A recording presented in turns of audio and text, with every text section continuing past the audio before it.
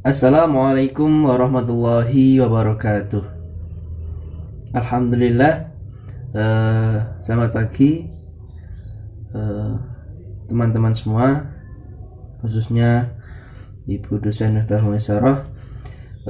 Terima kasih, kami dari kelompok 12 akan mempresentasikan makalah kami yang berjudul Kedwibahasaan. Baik, langsung saja. Bismillahirrahmanirrahim.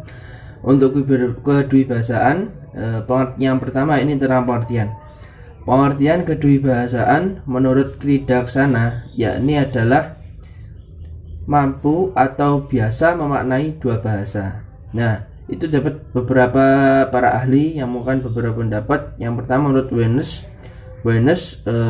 Weinreich mengatakan kedwibahasaan adalah menggunakan dua bahasa atau lebih secara bergantian. Nah, jadi menggunakan dua bahasa secara bergantian.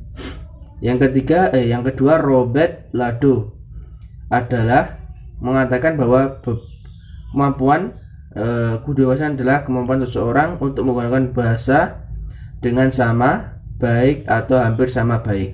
Nah, yang ketiga Maki berpendapat bahwa kedewasaan adalah kebiasaan menggunakan dua bahasa atau lebih oleh seseorang.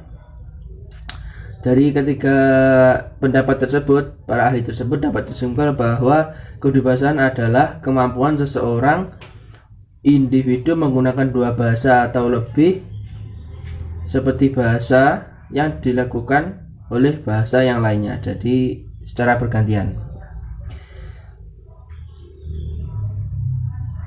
Untuk itu terdapat beberapa jenis dua bahasa. Jenis yang pertama dwibahasa terpadu, ini adalah orang yang dapat memasukkan kedua sistem bahasa yang dikuasainya. Yang kedua dwibahasa koordinatif, yakni seseorang tidak dapat memadukan kedua sistem tersebut. Selanjutnya penggunaan kedwibahasaan itu terdapat 5.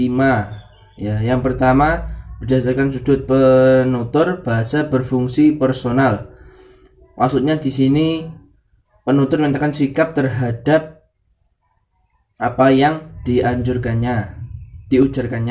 Terus yang kedua berdasarkan satu pendengar, sudut pendengar, bahasa berfungsi direktif, yakni membuat pendengar tidak hanya melakukan sesuatu tapi melakukan kegiatan yang sesuai dengan keinginannya. Yang ketiga berdasarkan sudut antar penutur dan pendengar, yakni bahasa berfungsi menjalin hubungan dan memperlihatkan perasaan bersahabat. Yang keempat berdasarkan sudut topik ujaran, ini bahasa berfungsi untuk membicarakan objek atau peristiwa yang terjadi. Dan yang kelima berdasarkan sudut kode, berfungsi untuk membicarakan bahasa itu sendiri.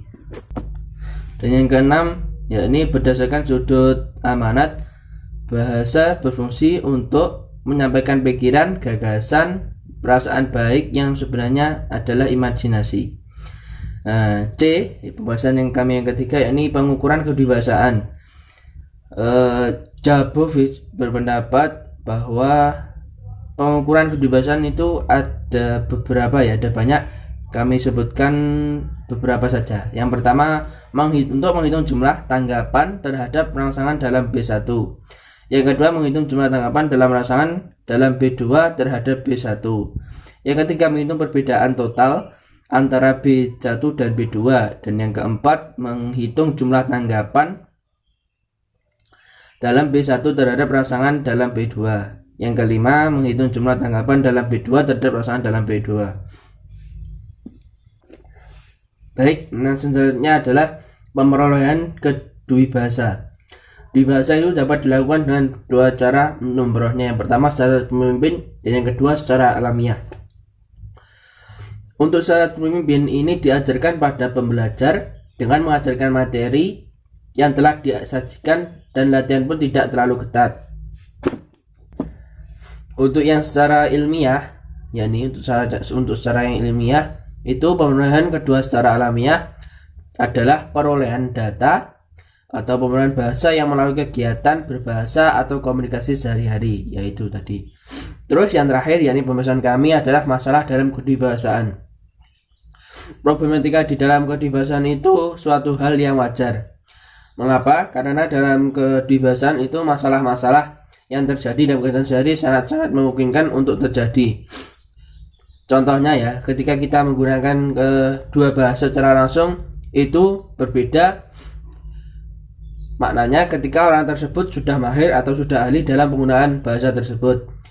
Sedangkan yang belum ahli atau masih awam, masih pemula itu sangat kesulitan ketika menggunakan dua bahasa langsung cara bergantian dalam seketika. Jadi itu. Mungkin cukup sekian presentasi dari kelompok kami. Ada kurang lebihnya kami mohon maaf. Wa akhiran, wassalamualaikum warahmatullahi wabarakatuh.